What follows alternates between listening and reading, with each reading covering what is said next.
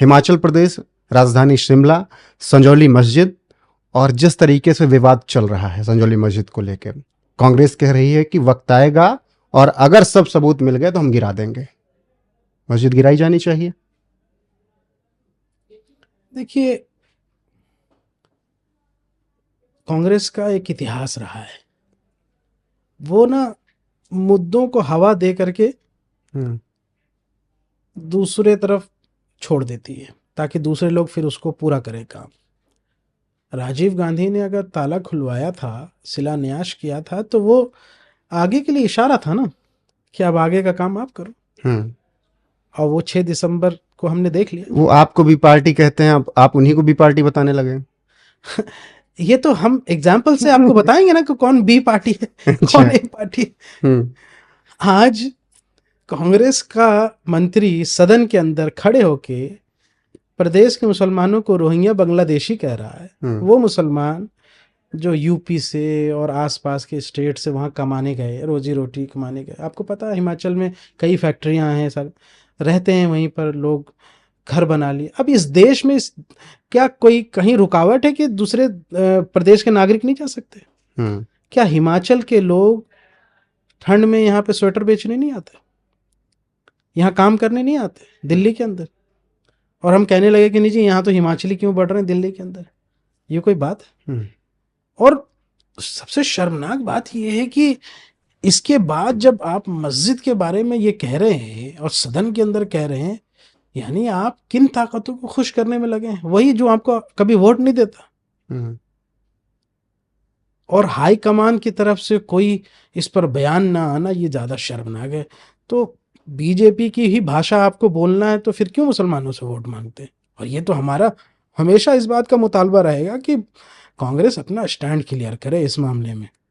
जिस तरीके से उन्होंने हिमाचल को हैंडल किया, मुझे लगता है इस देश के मुसलमान और समाज के लोग देख रहे हैं कि कांग्रेस, ऐसा लगता है मुझे कि उसको समाज के मुद्दों से फर्क नहीं पड़ता, उसको वोट के एतबार से वो देखते हैं। जहां जिस स्टेट में मुसलमानों की आबादी ज़्यादा है, जहां उसके पास वोट बैंक सिग्निफिकेंट है, तो उनको लगता है कि यहाँ मुसलमानों के पक्ष में बात करेंगे तो हमें वोट मिलेगा। हिमाचल में तो 1.5% मुसलमान है, अगर वहां ना भी बात करेंगे मुसलमानों के पक्ष में तो कोई फर्क नहीं पड़ेगा। तो ये तो आप वोट की राजनीति कर रहे हैं ना, सोचो ना आप। लेकिन world is a global village now, दुनिया देख रही है। मतलब 99 सीट जो जिता दी, मुस्लिमों ने अच्छा खासा वोट किया, ठगे गए वो। उन्होंने मुसलमानों के मुंह पे यहाँ से ऐसे उठा के फेंक दिया, यहाँ से पुराने कपड़े की तरह, कि लो ये तुम्हारी वफादारी का सिला है। मैंने तो कहा कि राहुल गांधी अपनी मोहब्बत की दुकान जो है शिमला में क्यों नहीं खोलते आप? आपने और भी बहुत बातें कही। मैंने बहुत कहा, मैं तो यहाँ से अपने पार्टी के कार्यकर्ताओं को एक डेलीगेशन बना के कांग्रेस मुख्यालय का घेरवा करा दिया। आपने इमरान प्रतापगढ़ी के लिए कहा, उठो कबीर आज अब आंखें खोलो, शिमला की मस्जिद वक्फ बोर्ड पर कुछ तो बोलो, और उनकी सोते हुए तस्वीर लगा दी। क्यों नहीं बोलेंगे? चलिए ठीक है, हमने उनको यहाँ से मैं जगाने की कोशिश। इमरान प्रतापगढ़ी से हमारी कोई जाति दुश्मनी तो है नहीं, लेकिन राजनीतिक मतभेद रहेगा। आप रात भर झूम झूम के मुशायरा करके मुसलमानों को ये करते हैं कि ये MIM बी टीम है और शेर बूढ़ा हो गया और फलां ढिमकाना। हमारे सदर साहब के बलाय में आप नैरेटिव यहाँ से बनाते हैं, और उसके बाद खुद आज शिमला और संजौली के मुद्दे पर आप चुप हैं, खामोश हैं। आला कमान ने चुप रहने को कहा। अरे तुम कांग्रेस के नेता बाद में हो, पहले अपने समाज के हो। अगर तुम आज समाज के मुद्दे पर नहीं बोल रहे हो तो लानत है तुम्हारी राजनीति पर। फेंक दो ऐसे यहाँ से राज्यसभा के 10 सांसदियों को भेज। और ये क्या है?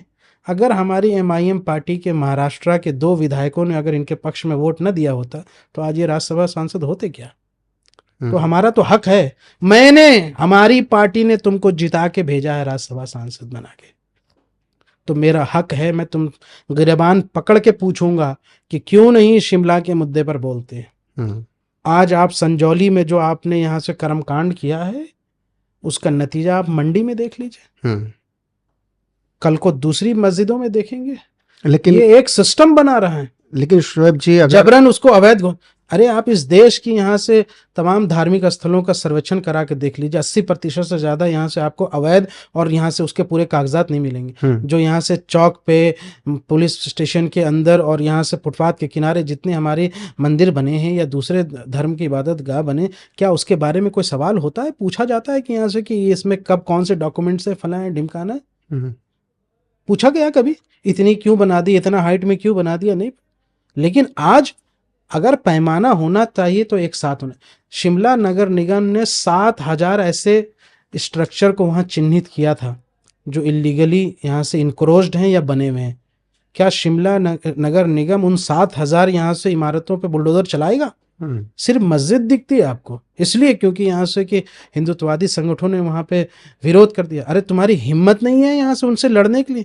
अभी दूसरे मुसलमान समाज खड़ा होता तो आप लाठियाँ क्या यहाँ से, आप यहाँ से शूट एट साइट ऑर्डर दे देते।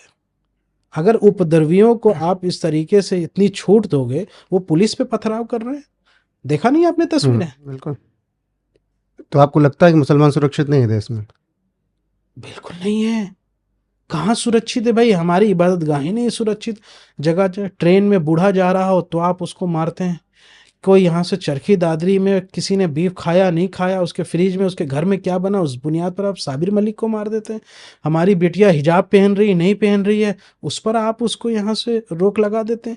मस्जिद में कौन नमाज, अरे आप देखिए ना, अभी यहीं बिहार के अंदर मस्जिद घर के अंदर यहाँ से वो बच्चों को अपने पढ़ा रहे हैं, कुरान पढ़ा, घर के अंदर पढ़े। तुम्हारे रोड पे या किसी पब्लिक जगह, अपने घर के अंदर आदमी कौन सा इबादत करेगा नहीं करेगा, ये तुम कौन होते हो पूछने वाले? किसी यहाँ से हमारे हिंदू भाई के घर में कोई पूजा होता है, हवन होता है, तो क्या कोई मुसलमान जाता है उनके पास पूछने, भाई तुम ये हवन नहीं करा सकते, ये पूजा घर के अंदर क्या?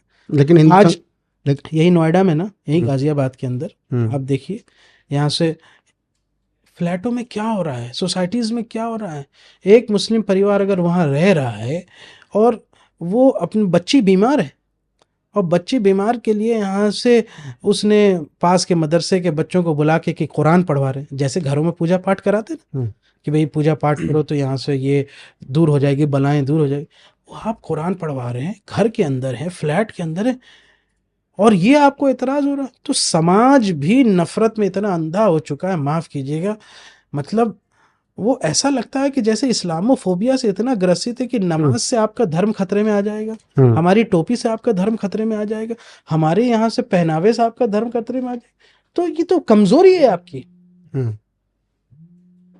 क्यों कहेगा भाई? जो यहाँ से एक हिंदू है, जो अपने यहाँ से जो अपने धर्म शास्त्र का पालन कर रहा है, जो यहाँ से अपने धर्म पर चल रहा है, अपने अच्छे कर्म पर चल रहा है, वो किसको किसी चीज से खतरा नहीं होता। लेकिन आपने जैसे अभी जिक्र किया कि कोई मुसलमान किसी की पूजा बंद करवाने नहीं जाता, लेकिन दुर्गा पूजा हो, गणेश चतुर्थी हो, आप देखते हैं कि हर बार हिंसा की खबरें आती हैं। बंगाल में मुस्लिमों ने अटैक कर दिया, बिहार में ऐसी खबरें आ जाती हैं, गणेश चतुर्थी में भी हाल फिलहाल में ऐसा हुआ।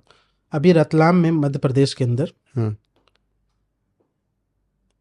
ये जो अभी पूजा हुआ हिंदू समाज का, उसमें झूठी अफवाह उड़ा दी कि मुसलमानों ने वहाँ पत्थरबाजी की, और उसके बाद उन्होंने थाने का घेराव किया, बहुत हंगामा किया।